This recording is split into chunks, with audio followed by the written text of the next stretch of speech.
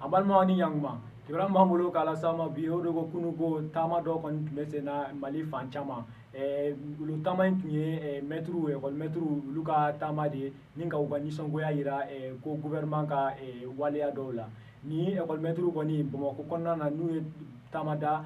o koni o tabuya ni fanto be an yɛrɛ ka jateminɛw na mɔgɔ ba caman kɔni bɔra ni ka bɔlɔnkɔnɔnaw minɛ Bamakɔ kɔnɔna na k'u ka nisɔngoya yira ni tama in kɔni mɛtiriw y'a yira k'a fɔ kɔni ko kabini janvier kalo tile 8 ko olu ni gouvernement tun bɛnna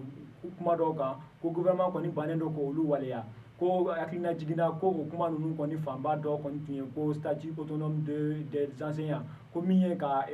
sɛbɛn kɛrɛnkɛrɛnyalen k'olu la k'olu bɔ olu ni baarakɛɲɔgɔn tɔw bɔ ɲɔgɔn na ko o ni fɛn caman bɛ ɲɔgɔn da fɛ ko nka gouvernement kɔni y'i fori ka bɔ o kuma kɔrɔ k'a bannen don k'o dɔw waleya olu kɔni école maître kɔni y'a yira k'a fɔ kɔni k'olu ka nin taama in kɔni ye kangarida de ko ka d'a kan ko dɔgɔkun min bɛ nalen nin kalo in tile 10 k'olu bɛna baarabila dɔ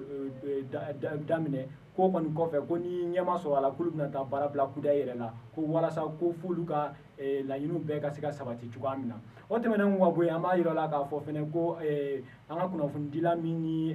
an ka assemblée président tun bɛ ɲɔgɔn na Kiribulon ale kɔni juge kɔni y'ale condamné kalo 6 prison kɔni k'a kan k'o de kɛ o kaso k'a kan k'o de kɛ nin jugement in kɛra kunungo nka juge kɔni ma préciser k'a fɔ kɔni ko ni a bɛna kaso in kɛ ka i to kaso yɛrɛ de kɔnɔ walima k'a bɛ se ka bɔ k'a ka baara kɛ cogoya min na ni juge kɔni fɛnɛ ye cɛ in condamné an ka kunnafonidila in condamné fɛnɛ k'a ka